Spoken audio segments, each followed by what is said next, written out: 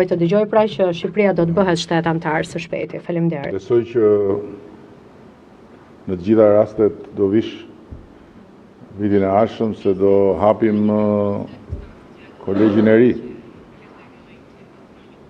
Right? Jemi duke ndërtuar një godin që është më e bukur se ajo në Brush. Kjo është ambicia. Edhe do vish ta inaugurosh në të gjitha rastet. Tani për sa i përket pyetjes, unë nuk e kuptova pyetjen, ose më saktë po them, po bëj sikur se kuptoj.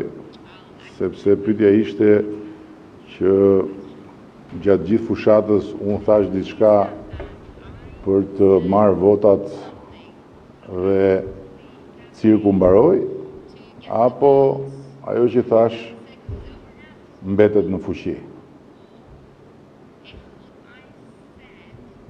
Kështu që unë po bëj sikur s'po e kuptoj pyetjen, dhe po them që jo vetëm që i qëndroj asaj që kam thënë, që ne na është dhënë mundësia historike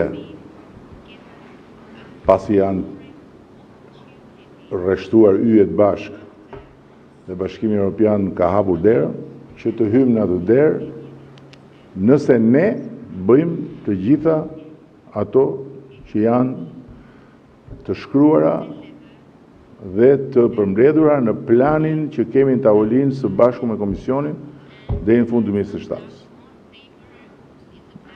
Kështu që ne do bëjmë tonën. Dhe duhet ta bëjmë patjetër tonën, se nëse ne se bëjmë tonën, nuk ka çfarë bën as Antonio që e do me zemër këtë proces edhe Shqipërinë edhe rajonin, as një mik tjetër, sepse Bashkimi Evropian funksionon me laps edhe me kritere dhe standarde që duhen përmbushur. Pasi ne të bëjmë tonën, pastaj topi është në fushën e tyre për të hapur derën. Zoti u shtofti natin, themi ne, edhe para 2030-s, po ne kemi vënë 2030 nuk e pas parasysh që mund të ketë në proces momente që mund të marrin më shumë kohë. Kështu që absolutisht kjo është një mundësi historike dhe ky është një mision historik për ne. Ne jemi në mes të Evropës, nga popujt më të vjetër këtu, dhe për sa kohë nuk do hymë në Bashkimin Evropian, do mbetemi të huaj. Dhe për ne nuk është çështje as fondesh, as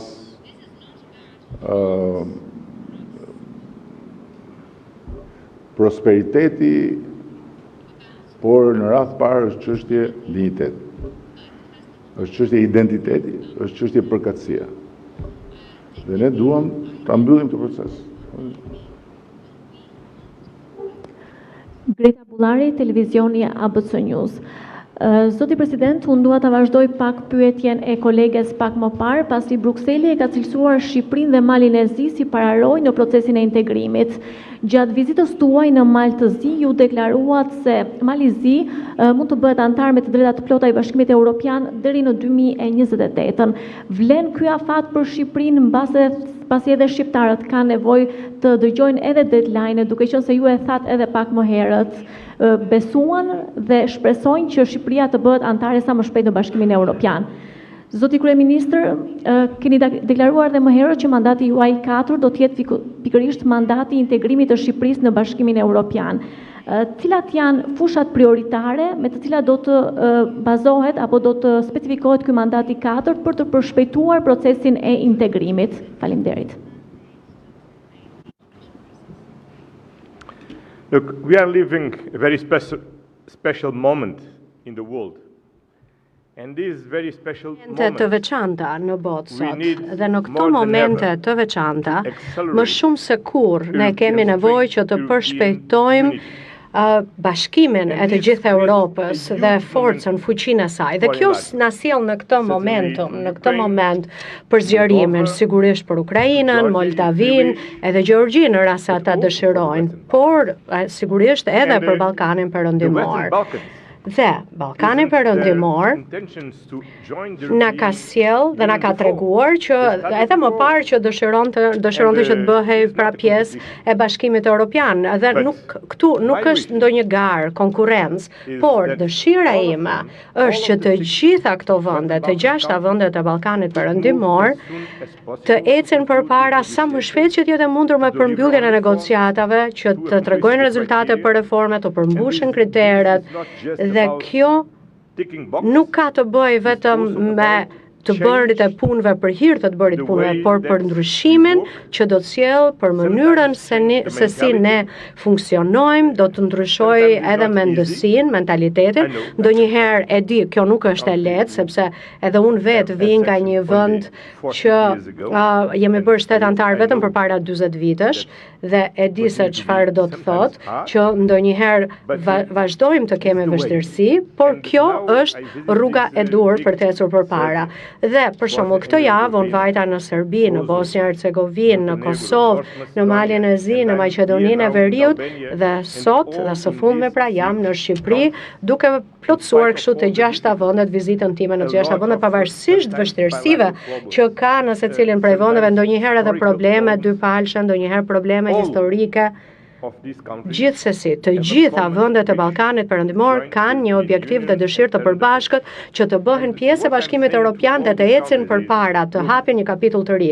Dhe ajo që unë u them të gjitha këtyre vendeve është, dëgjoni, mund të keni besim tek Bashkimi Evropian, besoni tek ne. Ne kemi një vullnet të qartë politik në Këshillin Evropian. Ne kemi një angazhim të qartë nga Komisioni Evropian që ky është momenti i duhur për të arritur këto rezultate dhe duhet ta përdorim këtë moment, këtë çast. E mbaj mend shumë mirë përpara disa vitesh që ne kemi ardhur këtu në Tiranë dhe kemi dëgjuar Edi Ramën kur tha: "Dëgjone, askush nuk ju beson më." Ose që ne do të bëhemi shtet antar, sepse aq shumë herë është thënë sa tashmë ndoshta askush nuk e beson. Por ajo që ka ndodhur në secilin prej këtyre vendeve të Ballkanit Perëndimor gjatë 2 viteve të fundit, por edhe mënyra se si ka ndryshuar Bashkimi Evropian gjatë 2 viteve të fundit, ka ndryshuar tërësisht mendësia edhe në Bashkimin Evropian, pra edhe qasja. Kështu që jam e sigurt që edhe Edi Rama beson tashmë në një gjë që nuk besonte deri diku përpara 2 vitesh. Kështu që kjo do të thotë që tashmë kjo gjë është e mundur.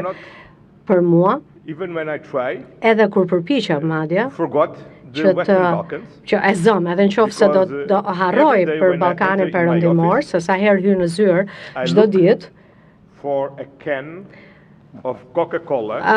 shikoj një kanoçe Coca-Cola me një dizajn shumë të veçantë nga vetë Edi Rama. Dhe në vetvete ajo kanoçe është shumë e veçantë.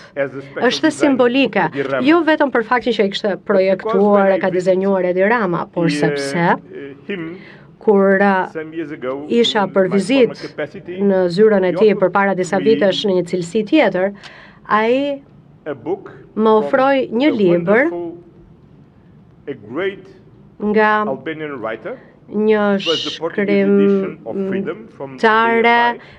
shkrimtare vërtet e madhe dhe shumë e mirë shqiptare në portugalisht, Lea Ypi, të lirë, dhe unë e lexova librin gjatë udhëtimit ndërmjet Shqipërisë, Tiranës dhe Lisbonës.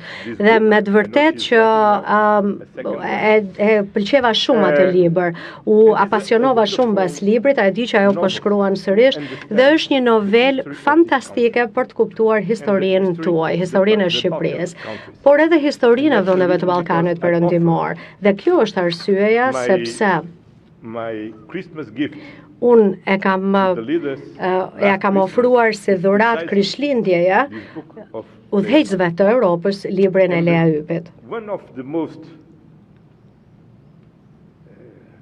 Dhe një nga momentet më simbolike të librit të saj ishte momenti kur po diskutohej për kanoqen e Coca-Colës.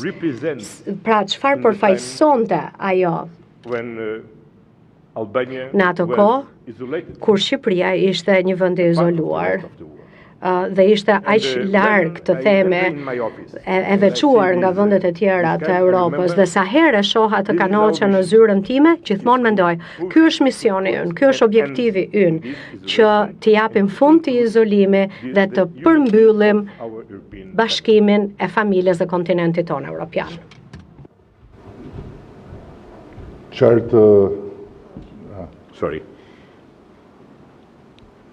Qatë them unë tani mbas kësaj, nuk besoj se ke nevojë që unë të shpjegoj detyrat që duhet të bëjmë, se po t'i hyj këtij shpjegimi, duhet ta mbajmë presidentin e Këshillit Evropian deri pas nesër këtu, edhe duhet humbim edhe EPC-n, kaq shumë detyra ka BE-ja. Por ne jemi shumë të vendosur t'i bëjmë. Si që dini, ne kemi dhe një model inteligjencë artificiale që na ndihmon shumë për gjithë procesin e transferimit të aki komuniter në gjuhën shqipe dhe të njësër informacionesh të tjera që marrim nga modeli, dhe kemi dhe gjithë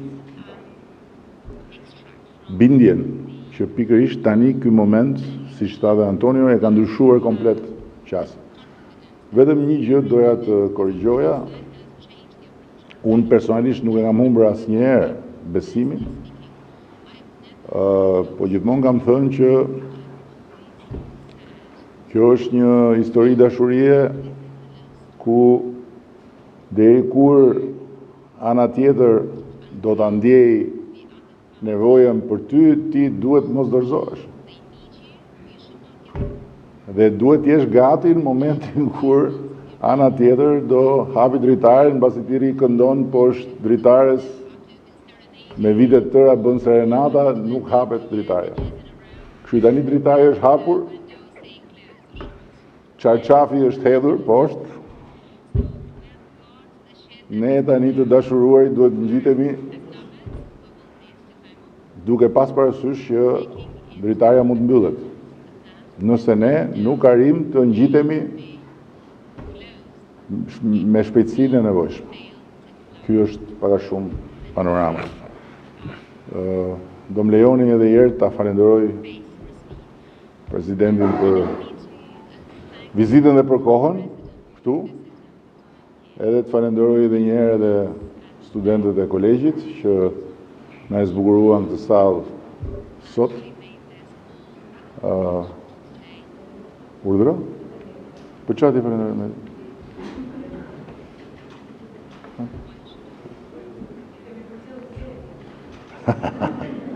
Po jo, falenderoj dhe juve patjetër, po nga që juve ju kemi këtu gjithmonë, ju falenderojmë me disponimin tonë. Kjo ishte ideja, po patjetër falenderoj dhe ju të gjithëve. Shumë falenderoj. Thank you, Antonio. Gracias. Obrigado.